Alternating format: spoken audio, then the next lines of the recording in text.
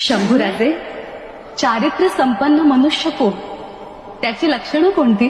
मातोश्री, वाचा सज्जन संगमे परगुणे प्रीतिर्गुणे नम्रता, म्हणजे सज्जनांच्या सहवासाची इच्छा, दुसऱ्यांच्या गुणांविषयी प्रेम, गुणवंत असूनही नम्रता, विद्येची आवड, स्वतःच्या पत्नीविषयी प्रेम, विकारांवर ताबा ठेवण्याची शक्ती आणि दया, हा ज्याचा स्थायी भाव तो चारित्र्य संपन्न. लोभ कुठला?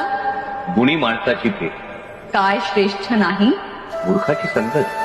खरा शूर कोण? ज्यानं स्वतःच्या इंद्रियांवर ताबा मिळवला आहे तो. खरी संपत्ती कोणती? विद्या. खरा राजा कोण?